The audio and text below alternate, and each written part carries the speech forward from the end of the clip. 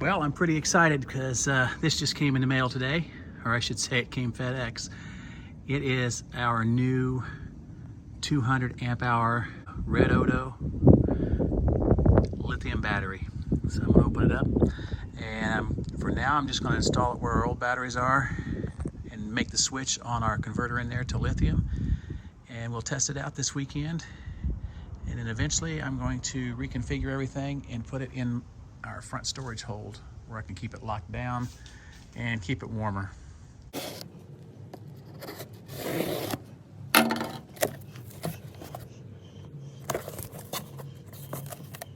And we got our product manual. This is the 12.8 volt, 200 amp hour. And just tear me off here. That's going to be the bolts and the hardware. And there she is. Now I hope this fits in the battery case that I have up there. It looks a little wider than a normal battery. We shall find out. If not, I may be going ahead and making that switch before this weekend. I don't have a lot of time to do it, but we'll see. I'm not sure just quite what the dimensions are on this, but it looks wider than a normal battery. So just as I suspected, it does not fit in the battery box that I previously bought not long ago for our two batteries. So I guess I'm going to have to go ahead and pull everything out of here and reconfigure and have it stored in here. This is going to be a little bit of a pain and a lot of work. Okay, so it's time to clean out this front storage compartment. This is going to take a while, so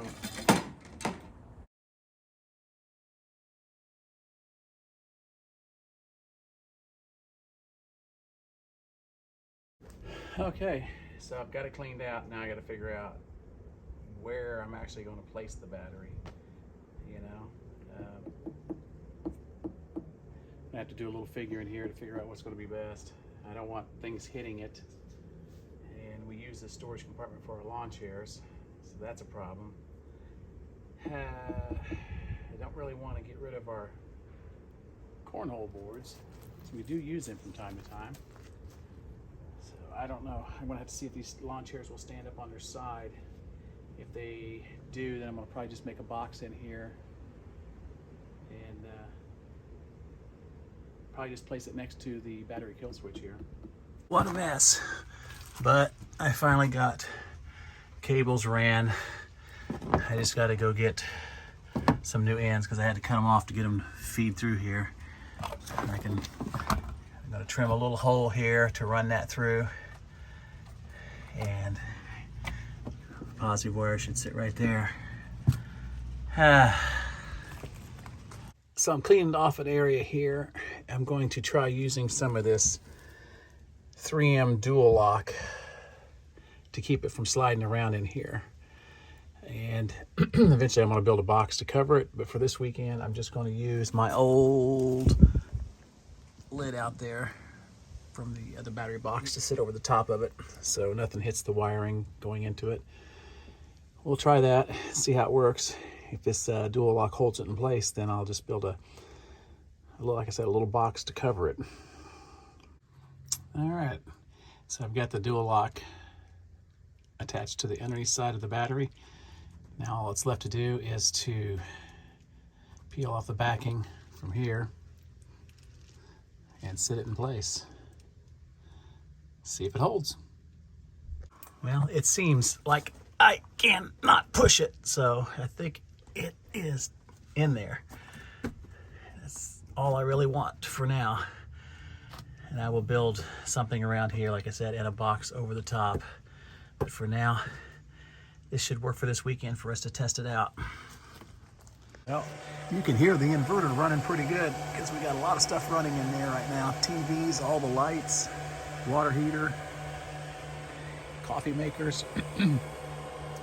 So right now we are hooked up as if we were boondocking.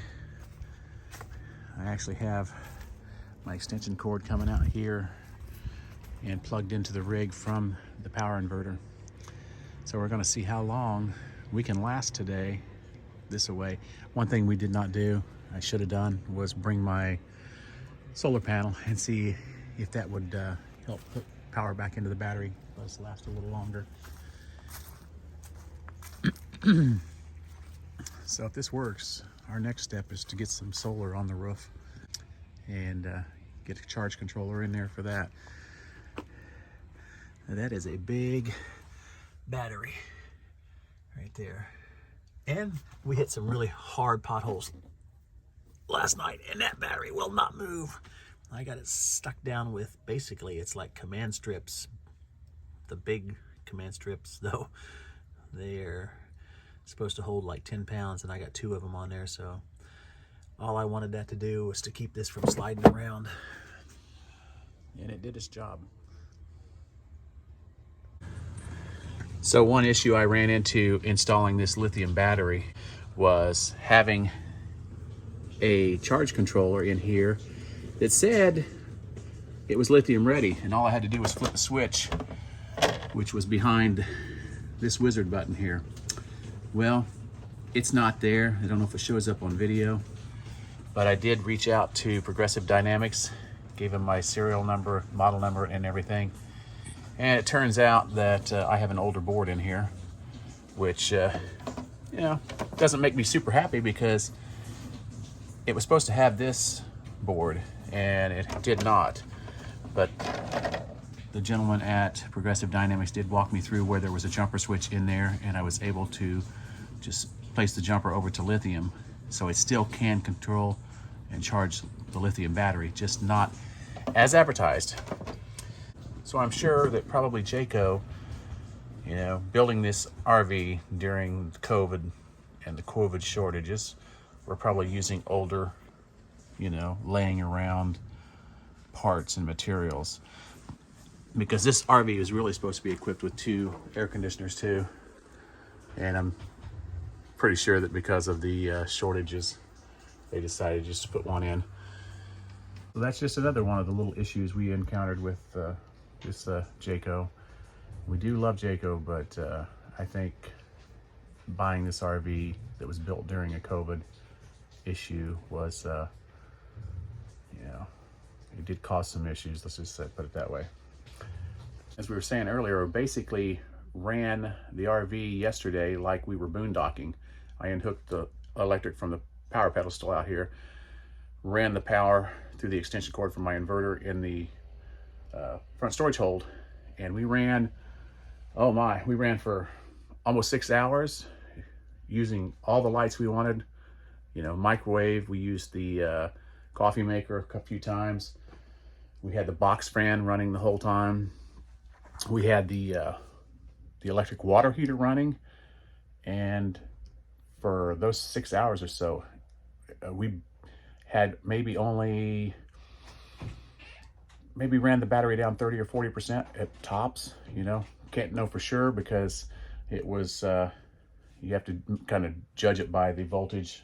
But the only reason we unhooked and actually ended up hooking up the electric back last night, or I should say yesterday afternoon, is it kind of got hot. And since we have, you know, the ability to have air conditioning here, Miss Allie kind of wanted the RV a little cooler, so we ended up hooking it back up and running the air conditioner. So far, our first trip with the new lithium battery, super happy.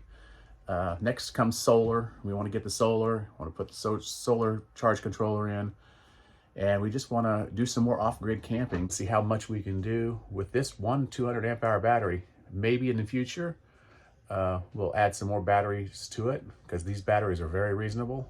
We did buy this battery, by the way. I'm not sure if I said that earlier.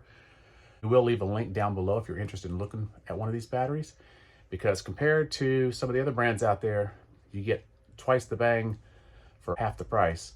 So we'll keep updating the battery as we go along and make sure that, you know, we don't run into any issues with it. But first weekend out, total success, love it, and we'll just keep you guys updated.